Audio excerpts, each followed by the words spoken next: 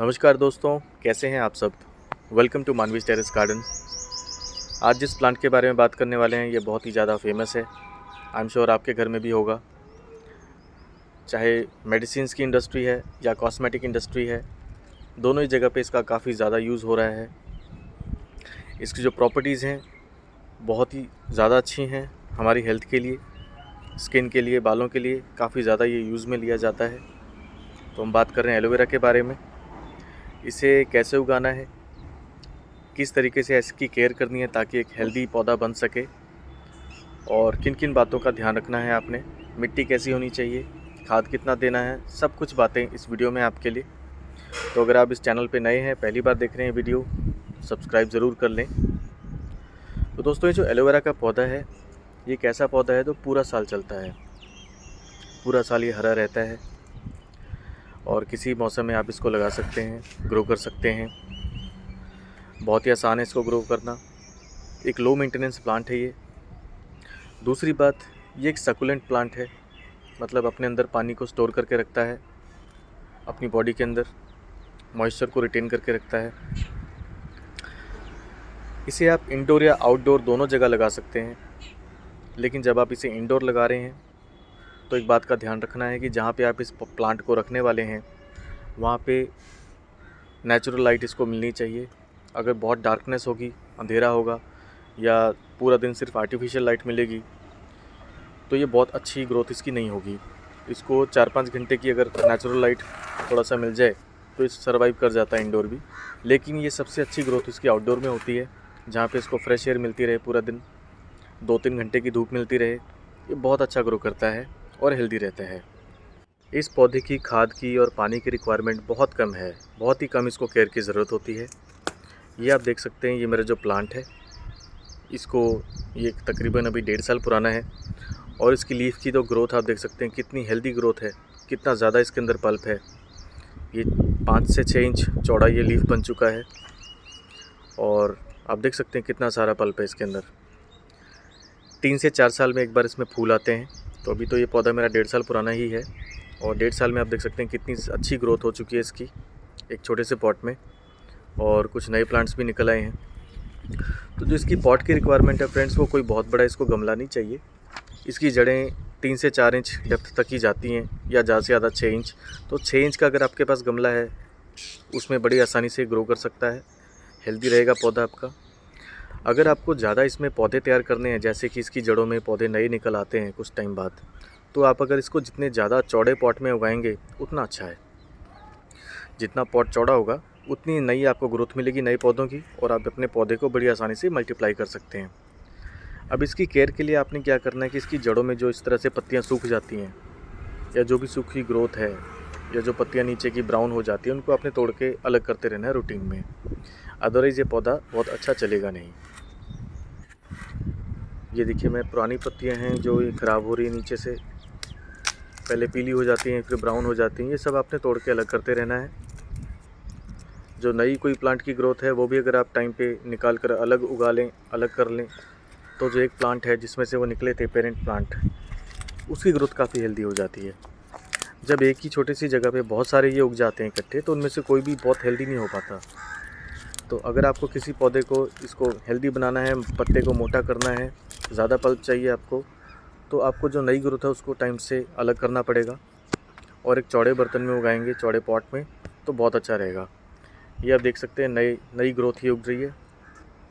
तो इस तरीके से टाइमली आपने इसको अलग करते रहना है। अब आपको दिखाता हूँ कि इसमें प्रॉब्लम्स क्या क्या आती हैं।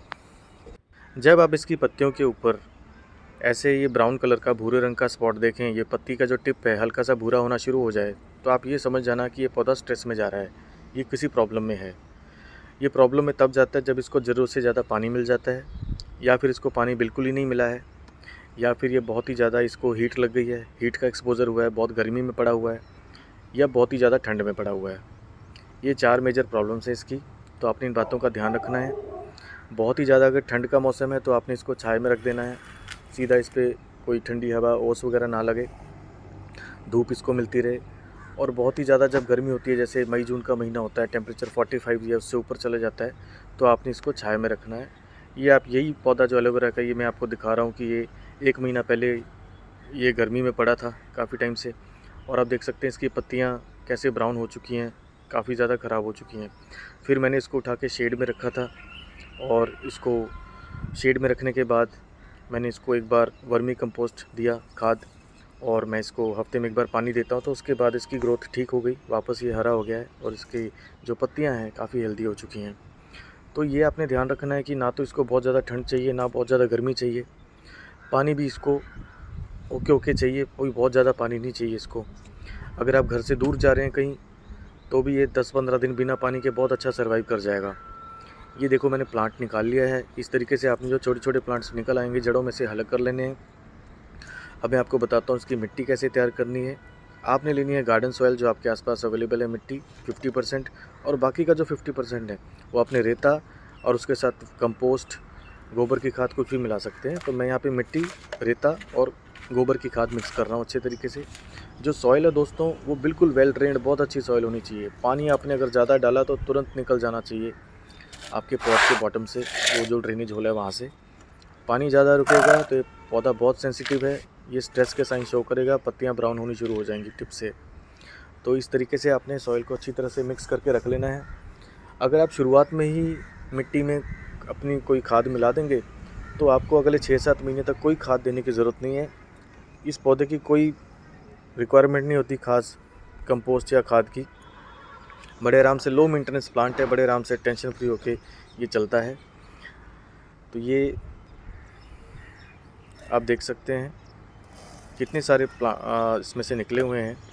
तो हमें रूटीन में इन्हें अलग करना बहुत ज़रूरी है, और उनकी वजह से आप देख सकते हैं कि क्योंकि यहाँ पे बहुत ज़्यादा ये इकट्ठे हो गए हैं, डेंस हो गए हैं, तो जो नई ग्रोथ है उनकी ग्रोथ, जो नए प्लांट्स हैं उनकी ग्रोथ नहीं हो पा रही अच्छे तरीके से, क्योंकि ये एक दूसरे का स्पेस ऑक्यूपाई करते हैं। न्यूट्रिशन की कमी हो जाती है मिट्टी में, इसलिए इनको टाइम से अलग करना बहुत ज़रूरी होता है। अब एक और मैं आपको इसकी प्रॉब्लम बताता हूँ।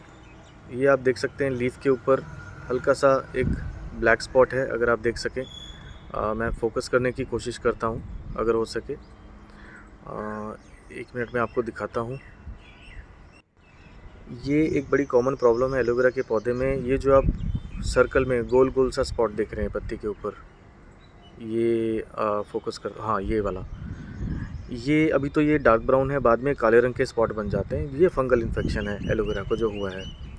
ये फंगल इन्फेक्शन ज़्यादा पानी देने की वजह से भी हो सकता है, और किसी और कारण की वजह से भी हो सकता है। तो अभी तो ये ब्राउन है, लेकिन जब ये ज़्यादा फैल जाता है पत्तियों पे, ये स्पॉट काले रंग के बड़े बड़े हो जाते हैं।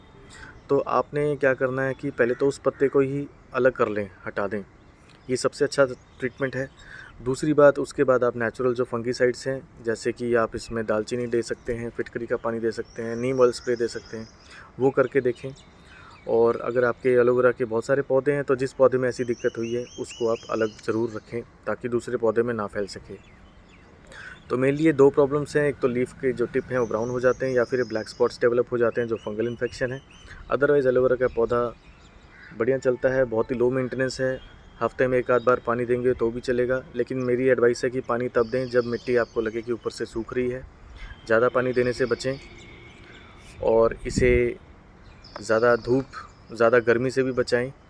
ये पौधा बहुत अच्छा रहता है, हरा रहता है, हेल्दी रहता है, और ये आपके घर में होना चाहिए। इसे आप स्किन पे डायरेक्टली लगा सकते हैं, बालों में लगा सकते हैं। बहुत ही कमाल का मेडिसिनल प्लांट है ये जानकारी अगर आपको अच्छी लगी हो तो प्लीज़ वीडियो को लाइक करें, अपने फ्रेंड्स के साथ शेयर करें। और एलोवेरा के बारे में आप कुछ ऐड करना चाहते हैं, आपके क्या एक्सपीरियंसेस हैं, आपके घर में पौधा है या नहीं, प्लीज़ कमेंट सेक्शन में मुझे ज़रूर बताएं। आपके कमेंट्स पढ़ के मुझे बहुत अच्छा लगता है। तो थैंक यू।